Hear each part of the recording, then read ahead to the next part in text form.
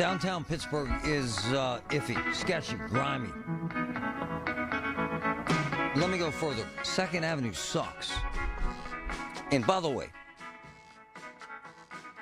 people, women, have to walk through that landmine of felons, stoners, drunks, mentally ill patients every day. Ask the county employee whose car was carjacked by one of those homeless folks with their dog crates. I challenge one damn city leader to walk that walk with me live. They're all afraid. They're all afraid. The most recent, and I've asked her at least a dozen times, Barb Warwick. I feel like my job is to get the solution, not just call out the problem. Really? Because we've been calling out the friggin' problem for 3 years. And they haven't done jack. I get so tired of the rhetoric. We're working on it. And it's downright friggin' dangerous downtown. How do I know this? My wife's about to tell a story, but one of my boys, one of my favorite people, Kevin Ackland, who lives this town, who loves this town, who makes this town part of his DNA, joins us. Ack, how are you today, man? Good morning, Marty. Good to see the Pittsburgh Power couple. You got that right, brother. Thanks. I love it. The Ack is the managing partner of the Pittsburgh office of Stevens and Lee. All right, man. Kevin can't help himself. He has to tell the truth. Tell me what happened downtown. So, Marty, obviously, I think we've been focused on this issue for a while. And when I joined Stevens and Lee, it was important to us to be here downtown, with folks trying to lead the comeback. And I was coming on Monday from a meeting from the Steel Building. I was actually on the phone with my wife. And as I was walking down, crossing Smithfield Street, I saw a young girl in her 20s standing there with her dog.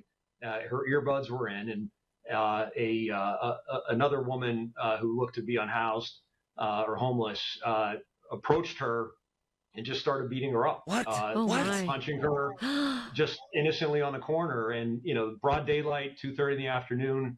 I didn't even think. I ran over and screamed at her and pushed her away. And you hear the stories of this is just an innocent person who was walking with her dog. She, took a couple shots to the face, and the person ran off, and, folks were there at the bus stop. And, I say this because I know that we made a lot of progress, as a city with our downtown. This is our living room. I know we're putting a lot into cleaning up downtown for the draft, but which is important with the Steelers and the NFL are bringing here. But this is our home. Wow. And there needs to be a certain level of intolerance for what is basically a young woman and who's somebody's daughter, or, who may be going to school in Pittsburgh. We have the competitive advantage of being a safe town. It's relatively a great place to live.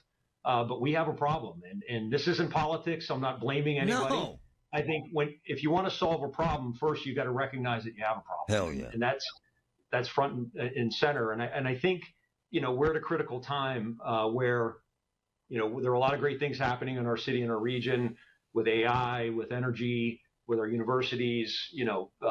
We've made a lot of progress in downtown with Jeremy and the folks are doing the downtown partnership. But at 2:00 on a Monday afternoon Jesus. on Smithfield Street, which is the center of commerce in the city, for a young girl just to get, swung at walking her dog is something that we need to address. And I'll tell you, one of the saddest things about it, as I was walking away, another homeless man came up to me, and he told me that he knew the woman who attacked and said she used to be a good person and she's gotten into drugs. And so this is a human problem.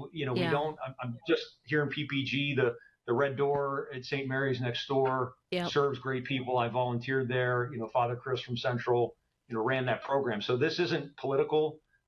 We have a problem, and I think we need to step up as business. And Kevin, this is ongoing, brother. This isn't newer news. My man, this is daily. Yeah, this has been going on for years now. The pandemic, we're now 5 years in since this started. Yeah. And, it's also just not a city problem. No. Downtown is a regional asset. It is, sir. For those who live in the suburbs and come here every day, we're trying to get people back into our offices. And, I think the police presence has been good. There's a lot of presence over and the like, but we got to do better. And so, again, on the phone with Katie, I was walking down. I just didn't even Wow. think. I ran over and screamed for her to back off. And thank God she didn't have a weapon, or she would have Right. been another statistic. And Well, honey, tell them about your walk downtown. Yeah, I mean, mine wasn't as crazy, but just something as simple as trying to go to lunch from Gateway Center to Nikki's Thai Kitchen, which is probably a 4 or 5 block walk down Liberty. And in just that 10-minute walk each direction, I experienced seeing a young girl being arrested, which, is kind of disturbing. You have a whole big police presence with cars and you're wondering what's going on. Then I have to kind of make a big roundabout way to get around a big group of young people who are kind of roughhousing, which is a little bit unnerving as, a woman trying to figure out where do I go to get around this. And then as I come back, I see a man urinating. I mean, I can see the whole thing right in front. I mean, just Had right his in the middle of the privates out, public. urinating in the middle of the friggin' street in the middle of friggin' afternoon. And this is just, going to lunch and back. Like, in one day. It's just so sad. It makes me think, why do I even want to leave the office? And like you said, you're trying to get people to come back into the office. Why are they going to want to do that when it's either not safe or not a pleasant experience? But Kevin, you're come on, man. You're like me, man. Same DNA, same. We could have been raised in the same damn house. This really hacks me off, and I know it hacks you off because I know this could be fixed. Don't you, sir? 100%. And you hear excuses about that every city is going through Come this. on, man. Well, this is our city, and Right on. Pittsburghers do things differently. Right. Our downtown is relatively a small area. You're looking at 10 or 12 blocks. If anything, it's a call to action for people to stop pointing fingers and blaming others, other politicians, and really step up. And yesterday, as I was leaving work, I was walking up back to my car, and I saw Corey O'Connor downtown, and he was walking around talking to people, and I'm close with Mayor Gainey. Of course. I think this is not a political problem that any mayor is responsible for. But regardless of why we're here, we are here, and I think we need to band together and step up. And I learned a long time ago, there's no they. You drive by a littered area and you say, hey, they should do something about that. There is no they. There's just people like us who care about a place, who benefited from being from this town, and we need to step up and get on the field and try to rescue the opportunity we have here. And I feel like for our kids and the future of this region, it really starts with our central business district. So, we're going to lean into this and with this new administration and hopefully make a difference. And you're in the private sector. Let me ask you, what role do you think the private sector can do to help? Because, I mean, for whatever reason, we haven't seen the change, at least coming from the public sector. Is there something the private sector can do, whether it's, I know at Highmark, they've got a lot of security outside their building. I feel like that kind of thing, more of that might help. Well, I think you nailed it, Christine. The private sector has the most to lose here, especially employers. I mean, God forbid one of our employees here at the firm or, gets hurt. We have clients that are coming into town who have a good view of Pittsburgh, and it's one bad experience that takes decades to overcome. And so, the Allegheny Conference, the Downtown Partnership have done good work, but, it hasn't been enough. And I feel like this is a solvable problem. There was a garbage Olympics recently to clean up downtown that I know a lot of folks from the corporate community who's been involved in. But when you look at the history of the city, when we had, when the steel industry collapsed, it was really the private industry, the Jim Rohrs at PNC stepping up and banding together, the Elsie Hillmans, who really brought me into politics back in the day, who stepped up and tried to make a difference. So, we have a strong foundation community here. I think we have all the resources to be different and to really bring us back to where we were before the pandemic. And, to see that happen like you firsthand is very jarring. Oh, it's horrible. But it shouldn't scare us away. It should make us lean into this problem. Because, Kevin Acklin, my man, really up to us. We're on it, man. Thanks, Kevin. I appreciate you, brother. I'll be reaching out. You know that. Absolutely. Thanks, Thank guys. you. Appreciate all you. We need leaders. Anybody know one? Everything you need, every time you listen. 100.1 FM and AM 1020. KDKA. I challenge any city leader, because they're all afraid to do this. Barb Warwick's afraid. Corey won't do it till he's mayor, which I find ridiculous. Kevin Krause, who's the sheriff and who wants to help downtown, is afraid to do it because he doesn't want to do it till Corey's the mayor. So we're all just sitting on our you-know-what until someone else gets their ass kicked downtown. Here's what I'm going to do. We're going to take walks. I'm thinking at least twice a week. We're going to pick different streets. We're going to do it live. We're going to show you this cesspool that they say is wonderful. It annoys the hell out of me. And Christine, you said something. I'll tell you what they did in Fort Worth, Texas, where I worked, as you know, and so did she. The billionaire Bass family, they said to hell with this crap. It was the same way. They wrote a check and hired their own friggin' cops, former FBI guys. That's what I would do. That's what the private sector, screw the police department, screw the mayor's office, screw the sheriff's department. We'll pay for it. Put 1,000 cops down there. Yeah. Do what Trump did in D.C. Make it, put 100 cops everywhere. I mean, that's what it's going to take. It is, and like I said, Highmark, when I walk past that building, I feel much better. There's multiple cars. There's always an officer outside there. So they are going to steer away from that area. Do you hear what he just said? Someone who's high as a kite. He said she was zombied out, which Patrick and I have seen. This crazy drug stuff. Just started beating on a young girl with a damn dog. Out of the blue, totally random. Could have killed her. Yeah. Yeah, it could have killed Kevin, who came in to intervene and help save the girl. And I challenge one friggin' so-called leader to walk with me downtown. One. Just one. But I hope that the private sector, whether it's getting together or doing it individually, would be able to step up and do more, even just like Kevin said, in their own self-interest to protect their employees. And that's going to make downtown better and safer if we can go that route, too. And you were asking Patrick about that area. Well, we're down there all the time. And we're going to start doing, I guarantee you, 2 a week. We're going to walk on these obnoxious, grimy streets downtown and show you this crap live. Strawberry Way doesn't have the shelter anymore. Fine. But, Patrick, if I'm lying, I'm dying, because my man is with me. Every time we're there, we see drug deals. Every time. Yeah. There's not a time I've been down there recently that I can say I haven't seen either drug deals or drug use. Every time we're there, there's people high in that alley. Every time. It's obnoxious, man. Well, and it's coming even as far as Gateway Center, which is the very edge down by the cultural district and down by the point, which used to be really safe. Like you never saw anything. No one walked in. It's kind of like a park feeling. And now even walking outside that door, I don't feel safe a lot of times. Terry, go ahead. Oh, hey, Marty. So my son works down at PPG down that area, and it just kind of was a funny story that registered with me. He went shopping this week and was looking for new shoes because he needed new shoes. And basically he said, I don't want dressy shoes because there is so much urine and feces all over, all over the street. He said, I need shoes where I can kind of wipe them clean. He said, it's so disgusting. And then he was in his office one day over lunch. They were watching something on TV. They watched a man urinate right on the side of the street. And he said 5 minutes later, there were people walking through it. They had no idea what they were walking through. Is this as good as it gets, Terry? Is this what the hell we're supposed to expect? Oh, my gosh. Yeah, to hear him say, like, I have to be careful the kind of shoes I buy because there's so much garbage on the street. And here's what they'll do. They'll bring in 10,000 cops for the NFL draft. I don't care about the draft.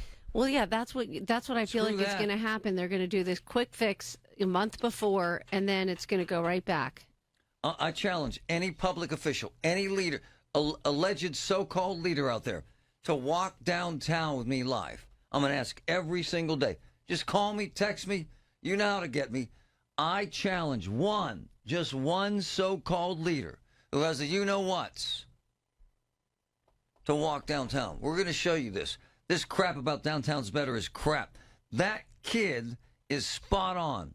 Can you imagine? Man, I better not buy good shoes because they'll have crap all over them. Oh, you're walking through a dog park? No, it's downtown Pittsburgh. Oh, okay. Wait. There's a guy downtown right now.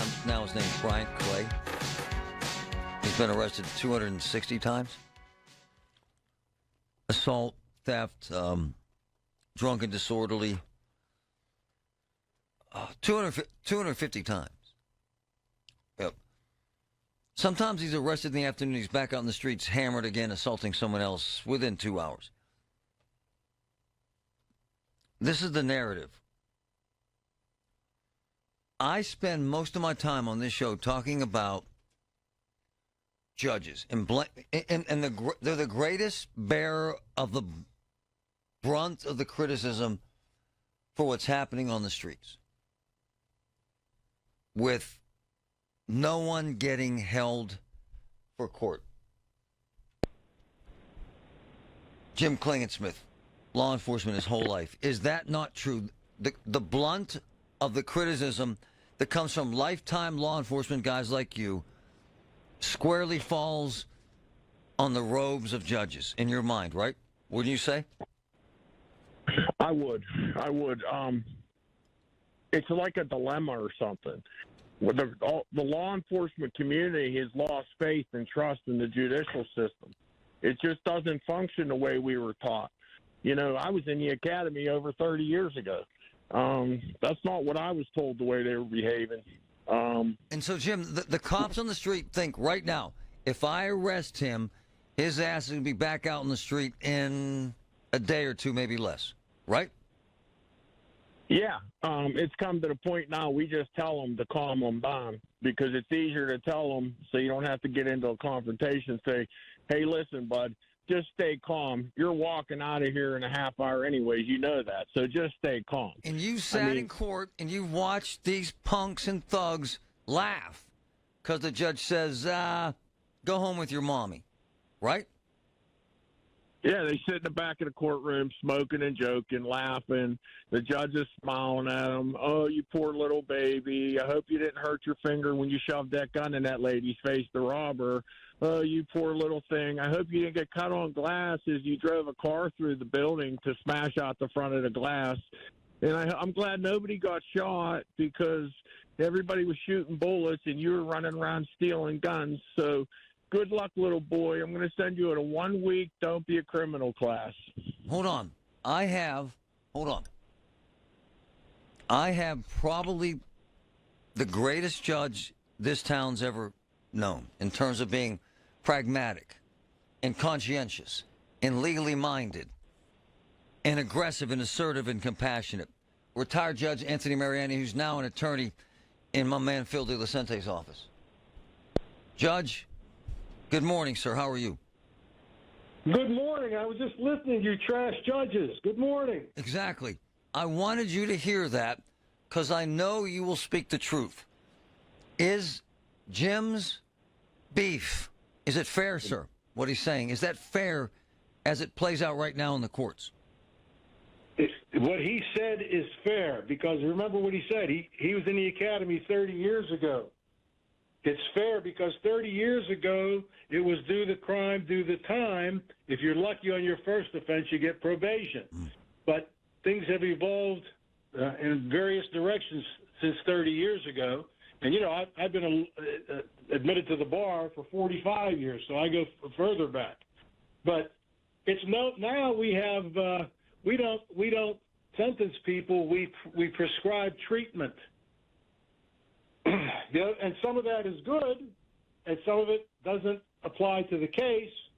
But there are forces at work now, including, by the way, not just in the ones wearing the robes, but forces such as the mayor of the city of Pittsburgh and his policies with the city police. It's true. Their police are told, don't even make the arrest. Sometimes don't even answer the call. Damn tootin'. Judge, good thing or bad thing, sir? It scares the hell out of me, sir. I think it's not good for the community. You know, the pendulum always swings to the extreme degree once it gets in motion. So we do the crime, do the time with no room for anything else. Pendulum was one side, too far, in my opinion. Now we're way too far on the other side with how do we not treat criminals like criminals? How do we treat them in ways other than that, which But the people who have that philosophy, in my opinion, are very well intended. But there are people out there who will continue to do the wrong thing, even given the choice to do the right thing. Hey, Judge, I can send you a list of 7 judges, and you know them all, magistrates, who are far, far, far left, sir, who have no interest and will never, ever recommend bail for anyone. That's scary to people, folk. Judge, shouldn't it be scary to them? Well, it is scary when you apply it to particular cases. You know, some cases you don't need bail, but Right. when you have somebody who's a repeat offender, particularly violent crimes, whatever the explanation of the circumstances is, when you're rearrested on violent crimes, there has to be some considerations for risk of flight and danger to the community. Those are the 2 issues for bail. Is he a risk of flight, like the guy who got arrested in Pittsburgh? He was from New York with $1 million worth of heroin. That's right. He's a risk of flight. They let him go. All right? Or danger to the community. You're on your 2nd, 3rd, 4th assault, violent crime. You're a danger to the community. You have to start there. And Jim, it sends the message to these hoodlums, do whatever the hell you want, does it not, sir? Well, It does. it says we're Hold not on. going to take any act. Oh, I'm sorry. Go ahead. Go ahead, Jim. Yeah, they're well aware on the streets of their situation. They know the law probably better than most people in the court system, to be honest with you, because they use it against them. You know, they know they're going to play the game. They tell you exactly what's going to happen to them as you're riding them down to the jail, and it does. And usually when you're leaving the end of your shift, you're riding by and waving to them. Wow. And that's not a joke. Hey, Judge, they're committing these crimes with impunity, sir. With impunity. Are they not, sir?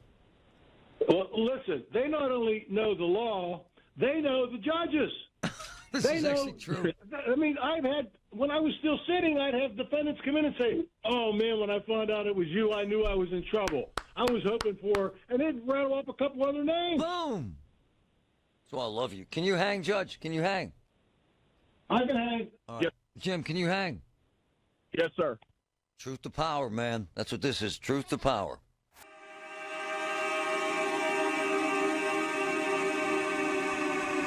At some point, we went woke, like big woke, like far left woke. One of my boys called me yesterday, speaking of woke. They pay a consultant, Inamorado's folks, who's in there deciding where to put the skylights. If I'm lying, I'm dying. For the Schumann Center that they now say is going to cost $60 million. The guy charges, fact, $450 an hour. And they literally said, we want to paint that wall blue. And he said, you can't. Why is that? You'll make the inmates angry. Change the color. Same guy who said those uniforms need to be changed. Why is that? Those uniforms make them anxious, the color they have now. Same guy, same thought process, same damn judges who don't believe that criminals commit crimes. Judge Mariani, it's a movement, is it not, sir? It's woke, it's left, it's whatever you want to call it. Is it not, Judge? Well, that's what you want to call it. Let me just say this. You know, judges are elected. Yes, sir. And the politics of judicial elections has changed dramatically. And the politics of elections involving the justice system beyond judges has changed dramatically. You know, you have the Soros group putting $1 million into the county. True. Look at the last DA race. True.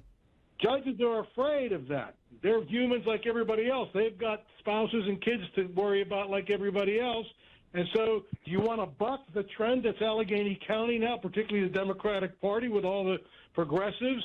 Do you want to buck that and maybe be looking for another job? That's real. That's not fake. That's real. So there's this alliance in fear of progressive Democrats who have taken over the party in this county. Is that a fair statement, Judge? I think it's a fair statement. But what we end up with is hoodlums on the streets, sir, and people getting killed, sir. Doesn't anyone see this, sir? Look, you have to establish priorities in your own life first, don't you? I mean, Yes, I sir. hate to say that, Yes, sir. but you know, somebody who's over the hill like me, who doesn't have a family to provide for, to worry about, and so forth, I can maybe look at the issues for the sake of the issues. But others who see the political process, particularly in this county and other places, but Allegheny County suffers, in my opinion, from the same problem. Horrible. A retired Judge Anthony Mariani, who's also an attorney with my boy Phil DeLucente. Jim Klingesmith, we elect these people, brother. We elected these progressive woke judges, did we not, sir? So we own this, do we not, sir? Yeah, we do. I guess we built the system and let it get out of hand. Judge is so accurate about the way the system is. They're locked into a system of fear almost. They're afraid to break out and make their own decisions. Instead of standing for the law, they stand for the politics. Hey, Jim, tell the judge about the kid in the mass shooting. Tell him. And then his brother and his other relative. Tell him. The never-ending nightmare to initially start, Judge Sizemore deemed him incompetent to stand trial because he didn't know what he was doing. That was after his third robbery, armed robbery, driving a vehicle into the store. His name? I think Aaron Reddick. That's right. Go ahead. And so after all the robberies, they catch him. They know who it is. After the third robbery, they went to his house and knocked on the door and says, "Can we have some of the guns back because we can't charge you with a crime because Judge Sizemore deemed you incompetent to stand trial." Right. He gave him half of the guns No. back. A week later, he robbed the gun store up in Mercer and accidentally shoots his friend with one of those stolen guns from a prior robbery. They incarcerate him in Mercer County for a short period of time. He gets out, hooks up with the Kia boys, they call them. It's the gun store robbing, Right. Kia stealing Right. kids. They load the car up. He's the oldest one in the car. He's 16. They did a mass shooting up at East Liberty. Right. Before to get the car to get there, they carjacked a lady by shoving an assault rifle in her face. Then 5 days later, they are in high-speed pursuit, crash the vehicle into a building, destroy that person's house, the car's ruined, and they find them with a couple guns. Released on the street. With impunity, Judge, right? Lawlessness, Judge, right? That's what it sounds like because, look, let's assume for a moment that he was incompetent to stand trial at the time. That doesn't mean you let it go. That means you follow up with whatever treatment until he is competent to stand trial. Come on, man. That's it. Judge. I mean, the other problem we're on there is we can't get victims and cops to the trial. They're not being called down to testify. It's like the system is intentionally fighting law enforcement to keep them from pleading their case in court. And the victims aren't invited. The police aren't invited. They don't want to hear anything. They don't tell the victims anything. Hey, Judge, isn't it up to the public to elect more law and order based judges? Isn't it on us, sir, Judge? It is on you. But when you have a lot of money coming in from the people like the Soros group influencing elections, you do. Dangerous. Anthony Mariani, you're the best, sir. Appreciate you, brother. Okay, take care. Truth to power. Jim, you're the man, sir. The legend. Thank you, sir. Yes, sir. Thank you. We're going to tell the story until people vote differently and change the game.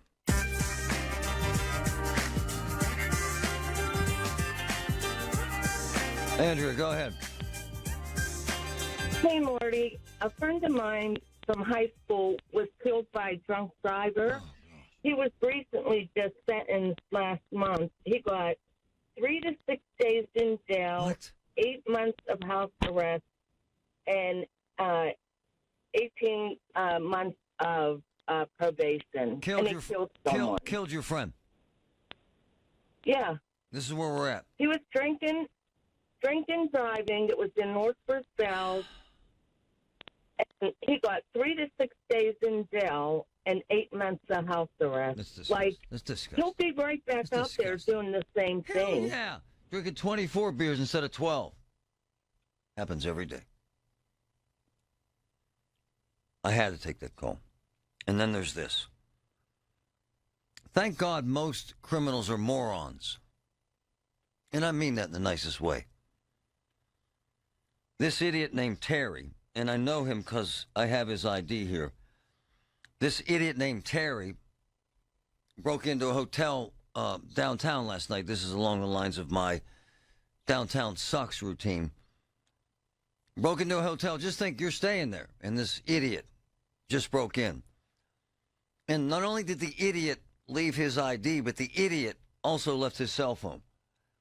It's part of the griminess of downtown Pittsburgh. Mad Max, one of my boys who's also a security guru, just another example of WTF is going on downtown. Right, Max? Another day in Pittsburgh, Marty. It is, man. Oh. Lay this out for us. Tell us what this idiot did.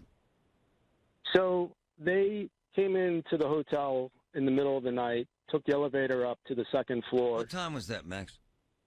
I don't know the timeline, but I would say in the middle of the night somewhere. Probably looking for a bathroom or something like that. And then when they were up there, they decided to get into a little mischief and vandalize the second floor. So I sent you all the pictures of the chairs knocked over, the lamps knocked over. It's disgusting. Looked like curtains ripped down. And so they leave their ID and their phone. Oh, they also pushed all the furniture up against the door and barricaded the door shut. So I don't know why they did that, but all the stuff was just pushed up against the door to barricade it shut. Yeah, it's a prominent downtown hotel. You can see the Gateway Center. Go ahead. So they leave the ID, leave the phone, and then they're pinging the phone trying to find it. So finally, hold on. a text So the message morons comes in. break in, and then they leave their crap, and they leave their phone, and they're trying to. The doofus says, "Huh? I left my phone, dude." Is this what happened?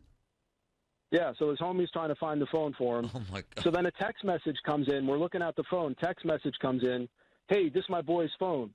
We're like, yeah, cool, man. We got your phone. Why don't you come down and pick it up in the hotel you vandalized last night? That's fantastic. So then 30 seconds after that, the Apple appears on the phone, and then the phone gets factory reset. So they factory reset the phone remotely, so, we couldn't give it to the police or whatever, but that's what they did. So police are going to come down and get the phone and the ID. They know where this guy is. And hopefully, you're talking about people, light on crime stuff, but hopefully the police will go and arrest this kid for vandalism. But it underlines a few things. Number one, this happened at a hotel while people were sleeping there in the middle of the night, and it could have been my wife, your wife, anyone on a convention, and this is the danger we speak of downtown, is it not, Max? It is. And, you mentioned about, people voting these progressive judges in. Pittsburgh's been under Democratic progressive leadership for 90 years. It has, sir. And people keep voting the same way, and they think next time it's going to be different. We really need to get different leaders in. And, you wanted to go on a walk with me on 2nd Ave, but in my place, I'd like to offer up Todd McCullum, who's running for District 13, who handles some of the downtown area. And he'd love to go for a walk with you and talk about what his plans are to get downtown in better shape. We'll see. I don't know, Todd. What's he running for? District 13, County Council. Nice. All right. He's a ex-cop, used to do East Liberty, 11 years. Let's do it. Hell yeah. Sign him up. A guy, everyone else is afraid, Max. The mayor won't do it. Duh. Corey won't do it. Duh. Kevin Krause, who wants to do it and wants to help with downtown, but he doesn't want to get sideways with the current administration. Duh. No one else will do it. No one in county council. No one on city council. Not one friggin' leader, because we're going to do this twice a week, Max. We're going to pick. My messaging to the voters of Pittsburgh is grow a set and vote differently. Right on. And keep voting the same people in and thinking, oh, this time it's going to be better. It's not going to change if you keep voting in progressives. It's going to keep getting worse, just like it is all over the rest of the country. And let me say this. It needs to change. This is kind of troublesome, too, Max, that this happened. These guys walked right into a hotel. They should probably get their act together, too, to be blunt. Well, Yes? the thing is, the way the hotel situation is, there's one elevator that's dedicated to the hotel that guests can come and go as they please. Mm-hmm. All the other elevators are locked down. Okay. So, well, they need to do better. The guy should not have been able to come in there. Let's just assume you're walking around in the middle of the night and you run into this idiot. I mean, all of it's sketchy, Max. And I love your presentation. I love what you're saying. And we got to do better, brother. I'm with you, man. Yep. Truth to power, Max. Thanks. Be good, brother. Bye. Disgusting. Max is the man. He truly is one of my favorite people, as you can probably tell. So middle of the night, this moron is so stupid. I have his photo ID right here, and they have his phone. Huh? Yeah, can I stop by there and get my... Sure, come on down. Dana, go ahead. Hey, Dan. Hey, Marty, this is Dana from Bellevue. How you doing, sir? What's up, man? Good, good. Hey, I watch your show. I listen to your show every morning, man. I want to say you do a good job reaching the community. You know what? Honestly, you should run for mayor. I think you would do a better job than half these people. I don't live in the city, my man, and I would have to fire everybody. But yeah. I would hire people like you. Give a damn. We got to do better, do we not, sir? Hey, Dana. Yes. Not one city leader will walk with me downtown live. Not one, sir. Yeah. Well, you know what? That's because you show that exampleship and you symbolize what Pittsburgh really needs. So keep up the good work, man. My man. Not one, not one city council member will walk with us. Not one. Not one county council member. Not one, not the DA, Zappala, who? Huh? Not one. Not the current mayor. Not the wannabe mayor. Not the soon-to-be mayor. None of them. Not one will walk downtown live. Barb Warwick turned us down at least a dozen times. Nice person, but has a different excuse every single time. To which I say, is this as good as it gets? Hell no.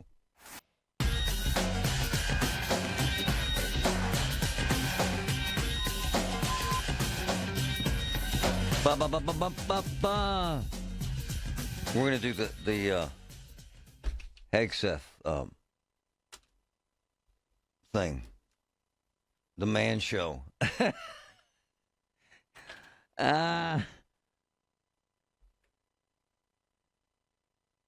Hilarious. Oh, I'm gonna get to that in a minute. I'm trying to get the folks from Ross Township on the air to talk about last night. That was ugly, and could have been uglier. You had 4 thugs, it's the truth. Teens, I'm told, it's the truth, shooting each other in the middle of the parking lot, right outside of Nordstrom and that Super Dick's. Beautiful stores. Shooting at each other like it's a friggin' playground. And then one of them gets hit and he turns himself in. He ends up at the AGH because he got hit. And the other morons head off in a stolen car. Welcome, America. Let's be honest about what we're doing here. These are thugs. And why are they attracted? So Ross Park has an element to it that's a little shady. And I'm going to tell you why. You don't want to hear it, but it's the truth. It's got high-end stores.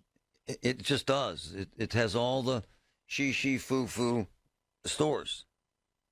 And thugs and punks and thieves, they're attracted to that. And that's where you end up. I've seen it. Just keeping it real.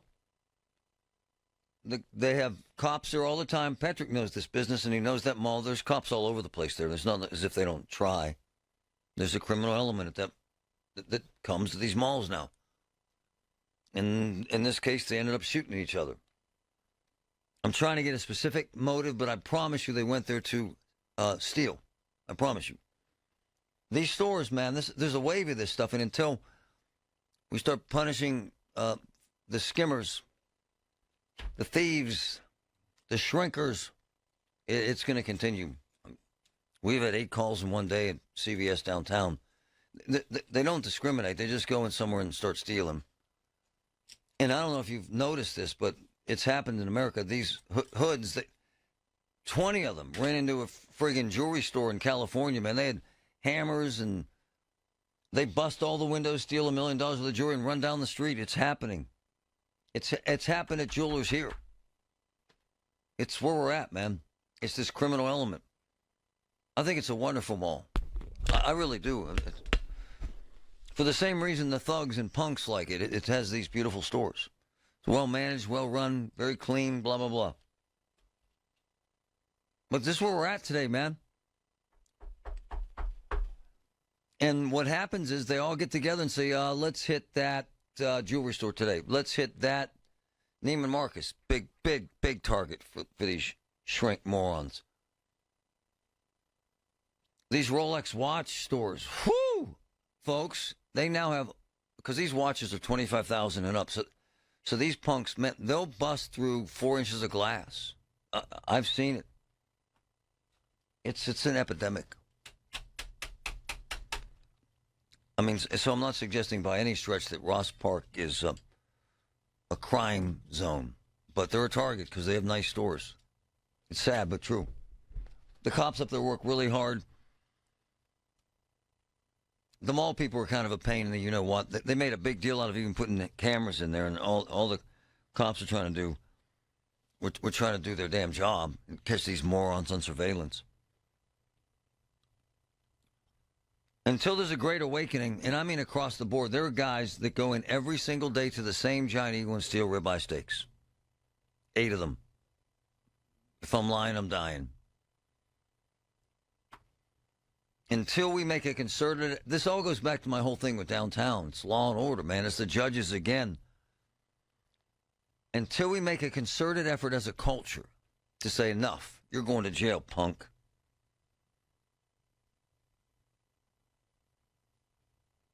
Then it's going to continue. You know, now we're talking about some shots fired at Ross Park Mall, and one of the thugs was hit, so we don't care. I do. Because this is where we're at in America. It's a game to these kids. And that's why I had Mariani on this morning, and my man, the truth of the matter is, the reason why we do so much of this stuff is that it's taken over our culture. Well, I had Jim on so much. You have teenagers, and these little punks from last night were teenagers. They don't give a damn, man. They all have guns. They don't care. They don't. Did you hear what Tom said earlier? Did you hear? One of the kids, because they can't prosecute him, he stole 60 guns. They literally went to his house and said, I know we can't prosecute you. Can we have some of the guns back? You think I'm kidding? My man Jim laid it out. The kid gave him half the guns and said, screw you for the rest. This is where we're at. Oh. What the hell's the mall supposed to do? It's like we say about the Lululemon store in Shadyside. It gets robbed 3 times a week. I mean, every time's $1,000 worth of product. $1,000 worth of product. Until 2 things happen. Until Lulu hires big cops, like adult cops, Hegseth cops, you know what I'm saying? And puts them in the door. And then if you steal something, they put you on the ground. This will continue. It's just where we're at. Everybody disrespects Trump and sending in the National Guard. Okay, then send in someone, man. Until the thugs and punks see that there are 100 cops at the Ross Park Mall, they're going to do this crap. They love that new Dick's store to steal from it. They love stealing from Nordstrom. Wonderful store, wonderful people. I love that mall. It's just a joke. Patrick's wife's in the business. Patrick, one day, one store in New York, how much is stolen? One day, sir. $25,000 a day. One day. $25,000 a day worth of merchandise stolen. From one store. Yep. And I have friends that work at Nordstrom. Come on, man. And they've told me, they'll get, these groups of teens will come in there and they will clear out a rack of really expensive stuff and haul them. And they see the same people come in over and over again. With impunity. They just they're in essence giving the staff the finger as they come through the door. And by the way, it's the same thing with Lululemon. Wonderful people, wonderful store. I wear their stuff every day of my life. What happened was they had an employee killed in one of these heists. And so they said, back off. Yeah, and that filtered out throughout the industry. Until we as Americans decide that we have to have law and order. And I mean, every damn store says, you know what we're going to do? We're going to cuff you right here. We're going to take your ass to jail. This will continue. So don't pick on Ross Park. It's a good mall, man. They're good people. They're great stores. But it's an absolute joke. It's absolutely disgusting. Let me play this. This is dramatic. This is from last night, Ross Park, as I'm talking. And I'm not picking on that mall. I love that mall. It's a beautiful place. They have great restaurants, all the high-end, but the high-end attracts the real thugs. This is a big deal, man. Man, these armed punks, they come in now with these ARs, man, into these friggin' high-end jewelry stores. It's scary, man. It's bad. And listen. 180 getting reports of shots fired at Ross Park Mall. I'm going to start zone 1 unit. Yeah, you can send zone 1. Receive 163 en route, 3130, 133, point that way. Third on my screen. 180. Put me on that. Copy. DP5, what was that call? Shots fired at Ross Park Mall. DP5, are you en route? Yeah, we're going. Every cop in the city was headed there. 37211 narcotics units are down that way. Everyone. 37211 en route, 1955. 180. What channel does Ross Park operate off of so I can monitor? North PD1. Correction, North PD2. Again, Ross Park Mall details on North PD2. It's amazing. This was mayhem. That's a negative at this time. All I know is that the operations are being handled on North PD2. I think they're trying to work on getting a channel. It's crazy. They said exchange of gunfire outside of Nordstrom. They're calling it a, quote, good shoot. I don't know if they have any victims. There was one victim. One of the shooters got shot. He went to AGH, got dropped off. Swear, if I'm lying, I'm dying. Heard on North Channel, Nordstrom. Good shooting. Wow. Gunfire exchange. This is a friggin' mall. Hey, one of my boys, his daughter was working last night. She was standing there watching this. She's freaked out. No kidding. They were literally hiding under cars. You think my little girl goes to work at Nordstrom. It is a wonderful business, wonderful company. And these thugs are in a friggin' gunfight in the friggin' parking lot. And one of my boys who works in security and retail theft just sent me a quote. I will not use his name because I can't. You can have 7 priors. It doesn't matter. In Allegheny County, we cannot get a retail theft conviction. Never, he said. They plead them down to summary offenses every single time. So if I'm a punk and a thug and a moron and I want to steal for a living, what's the blowback? I don't know. Until we decide to act like adults, this will not end.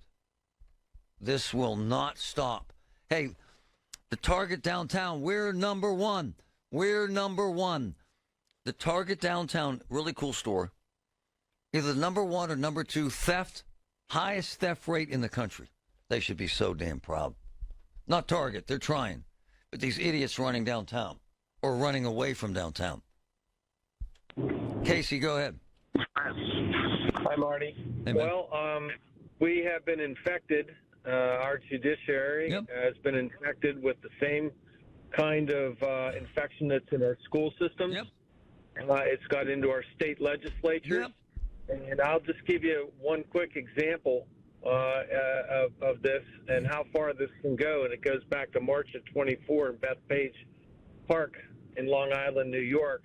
And 4 guys killed these 2 50-something-year-olds, spread their bodies out, chopped them up, spread their bodies across Bethpage Park. Yeah, I remember. And were released with no bail. Yeah, I remember. Because the New York legislature had jimmied the bail system, so they were not eligible for bail. They didn't need bail, and the Suffolk County DA went out of his mind. But this is what happens when you put socialist Democrats in charge of anything. It is. And that's what we're in the throes of, bro. We are in a... Hold on. Why the hell is this okay for them? What? How the hell is this okay? Help me with that. Because it's their voting base, bro. We've got a progressive socialist Democrat voting base, and they're appealing to them. And if they go ahead and enforce the law, and if they put these kids in juvenile detention centers and they lock these people up, they'll be accused of being racist, and their voting base will walk. There's an amazing jewelry store in the South Hills. They got robbed like this. These dudes with big guns came in, And they could have killed everyone in there for a friggin' watch. So now they have 2 highly paid, highly trained cops. My man, until we do that everywhere, until we throw you on the ground, cuff your ass, and throw you in jail, this will not stop. If they keep letting them back out without convicting them and putting them in prison, though, it's going to keep happening over and again. It's true. The pendulum swings, ma'am. Shrink. Try and be a big boss. Target $700 million last year in shrink. Wrap your arms around that number. Seriously, man. It's insane. Hey, there are guys that go to the CVS downtown 3 times a day and rob it. 3 times a day. Don't you want to kick their ass? Seriously. Is this as good as it gets? It appears that way.